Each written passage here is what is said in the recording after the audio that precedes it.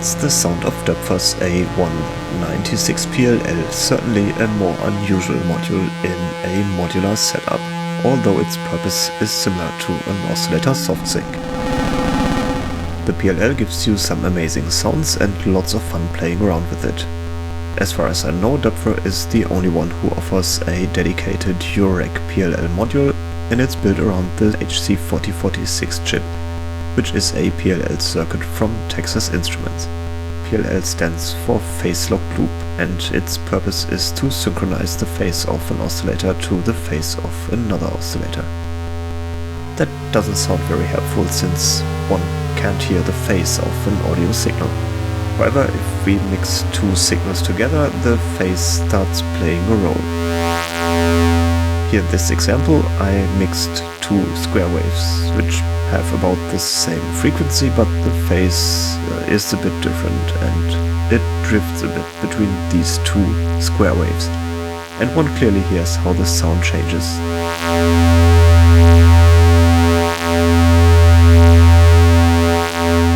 One of the square waves here comes from a standard VCO and the other one from the PLL internal VCO, but they are both just standard square waves. If I now want to synchronize these two waves in their phase, I just have to speed up one of the two waves momentarily until it matches the phase of the other one. And this momentary speed up can be achieved by a slight increase of the pitch.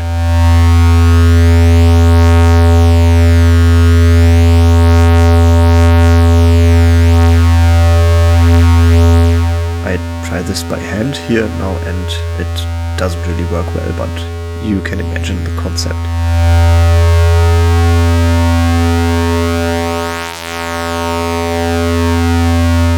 And this is exactly what a PLL would do, but usually in a better way.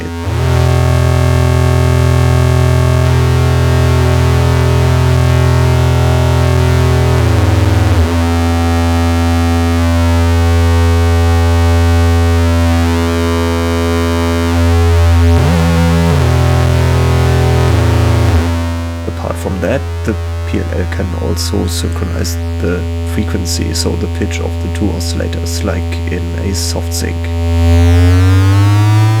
with some limitations due to the nature of this PLL module. But these limitations and the glitches make this A196 PLL module so interesting.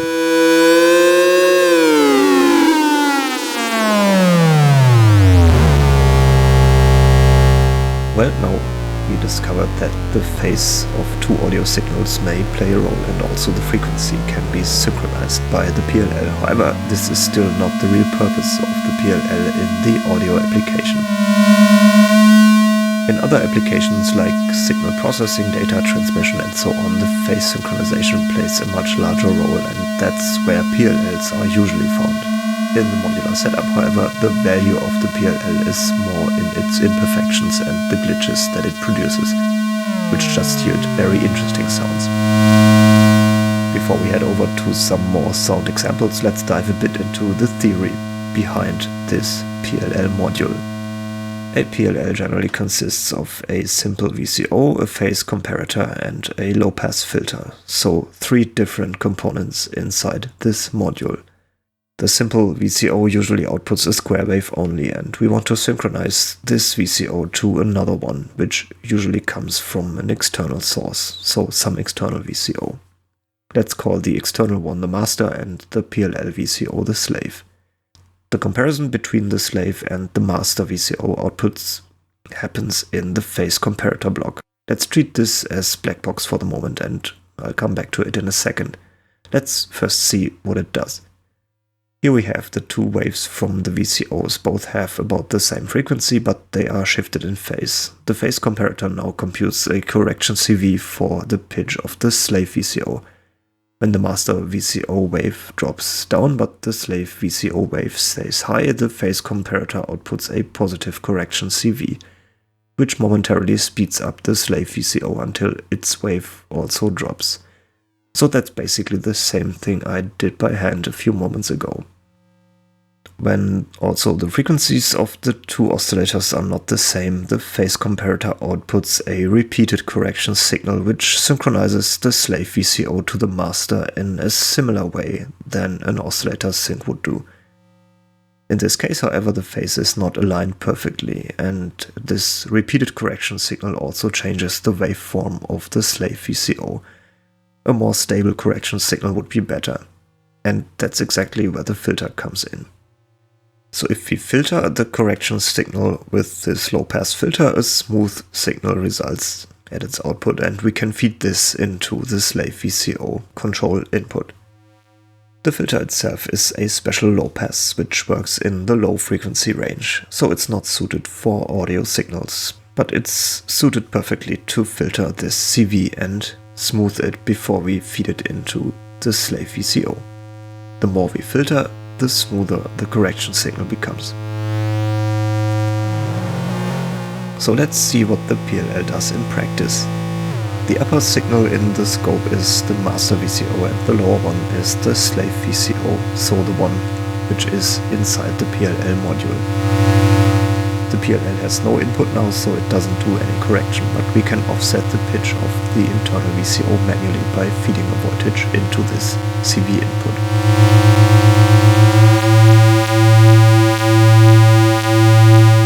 Now let's connect the master VCO to the PLL. And we can see now they are synchronized, and one can really see how the PLL locks into place when both waves have the same phase. When I remove the master VCO from the PLL again, we see that the sync is immediately lost and the slave VCO has a much lower pitch compared to the master. And connecting the master VCO back brings back the synchronization. When I adjust the pitch of the slave VCO, the PLL corrects this pitch back to keep both VCOs synced. This all works at least for lower pitches of the slave VCO. The whole behavior depends on the phase comparator setting. The funny thing here is that the PLL can also snap two harmonics of the master VCO for some of the phase comparators. For example, number 1 here, which leads to very nice effects and is one of the glitches which make the PLL so interesting. So finally, what about the phase comparator? Seems to be an important part, and it has its own selector here in the Doepfer PLL, where you can select 3 different variants. The phase comparator is the central, let's say, intelligence unit within the PLL. The first phase comparator in the AN196 is very simple, it's just an XOR logic gate. An XOR gate outputs a high signal when both of its inputs are different, and when the inputs are equal, no matter if they are both high or low, the XOR outputs a 0 signal. In the PLL context, when we compare the waves of the master and the slave oscillator, always when they are different, the XOR outputs a high signal. That's exactly at these moments when the master VCO square wave has dropped and the slave VCO's wave hasn't, and as a result the slave VCO receives its positive correction CV from the XOR gate to speed up until its wave also drops and both waveforms are low again and the oscillators are synchronized in phase. This XOR phase comparator tends to snap two harmonics of the master wave and leads to very interesting results, which also depend on the duty cycle of the two waveforms.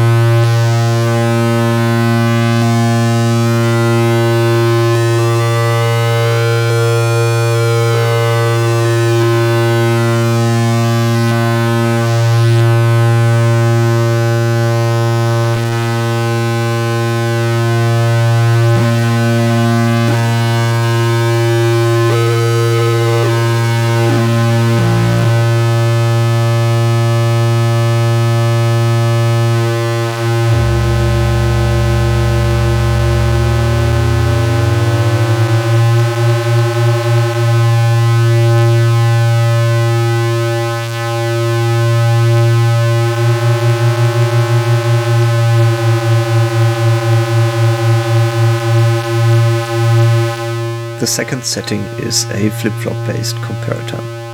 Here I had to dig a bit deeper to find out how it works and did some reverse engineering of the circuitry. And at that point I realized that the A196 is built around the mentioned chip from TI and wasn't entirely designed by Doepfer. So Doepfer basically took this circuit as a basis and added the necessary stuff around it to integrate it into the Eurorack. The datasheet of the original PLL is quite comprehensive and also gives insight over the 3 phase comparators. The flip-flop based comparator consists of 2 positive edge trigger D flip-flops in a counter-like circuit with some additional logic, which looks like this in the datasheet. The Doepfer manual, by the way, tells us that the second phase comparator is based on an RS flip-flop, but I think they mix it up since datasheet and also the behaviors speak for the D flip-flop circuit. Anyway, the counter made up of these D flip-flops counts upwards for every rising edge in the master VCO waveform, and it counts down for every rising edge in the slave VCO waveform. And a bit simplified, the counter output is the correction signal for the slave VCO, which leads to a similar result that we had before with the XOR gate. If the frequency of both VCOs is different, however, the counter latches in the low or in the high state, since it counts upwards faster than downwards or vice versa, resulting in a continuous correction signal. We can also spot this roughly in the scope here when I change the frequency of the slave VCO by hand. The lower signal is the phase comparator output, so the correction CV which goes to the slave VCO, and the upper signal is the slave VCO waveform. When the master VCO is faster, the phase comparator outputs a constant positive correction signal, otherwise it falls to 0. And that's the result of this counter-like circuit, and the counter is very limited. It can count upwards up to 1 and downwards to 0, so that's all. But this already leads to a continuous correction signal, which is an improvement compared to the XOR gate.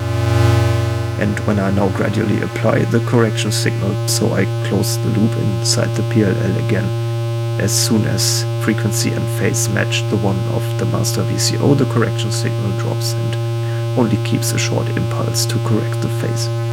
And when I increase the slave VCO's frequency above the one of the master VCO, the PLL loses its lock when we use phase comparator 2, since the correction voltage is 0 now and it can get negative.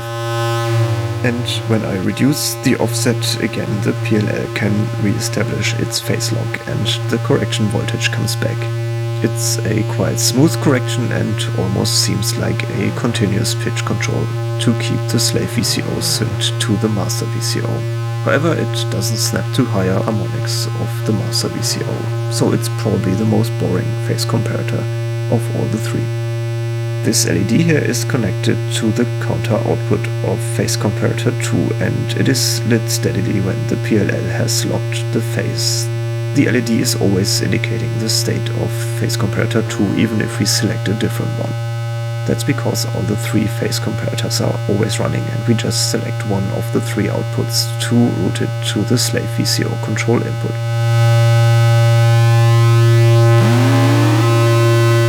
Phase comparator 3 is based on an RS flip-flop where the slave waveform sets the flip-flop while the master waveform resets it, resulting in a correction signal which looks like this. For the flip-flop experts out there, it's actually a JK flip-flop due to the way it's embedded into the circuitry with these 2 additional AND gates. Phase comparator 3 seems to be a quite glitchy one as well. The Doepfer manual says that phase comparator 3 is a more complex digital network, but I think they just mixed up phase comparators 2 and 3, and the complex digital network refers to the D-type counter circuit of phase comparator 2. The low-pass filter applies to all phase comparators and smooths their correction signals. It often produces a glide or even overshoot-like effect if we apply more of it.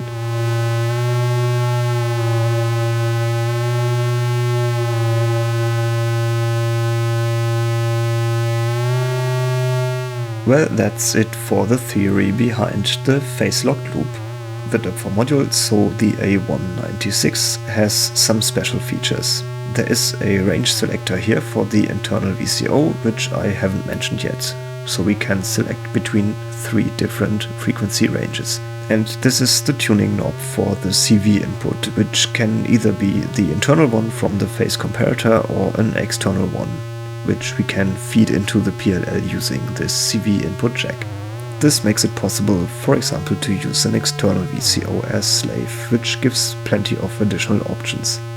Here I just used the A110-6 as the slave VCO, so I take the phase comparator output, feed it into the CV input of the 110-6 and take its, for example, saw wave output and feed it back into the slave VCO input here of the PLL module.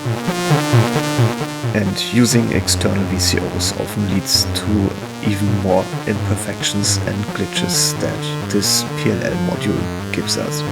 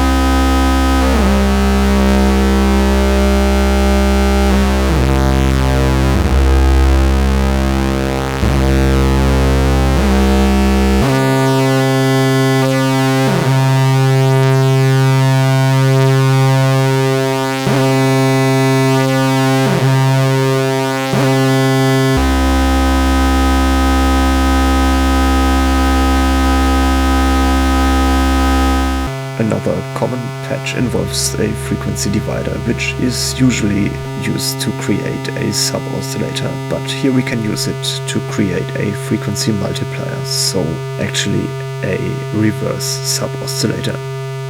I feed the slave VCO output into the frequency divider and its output back to the PLL. The PLL correction goes back to the slave VCO. Now, since the slave VCO's waveform is divided by the frequency divider, the PLL thinks it's much too slow and speeds it up to match the master VCO. But when we listen to the original slave VCO before it gets divided, it's pitched up. And this circuit is also a very glitchy one.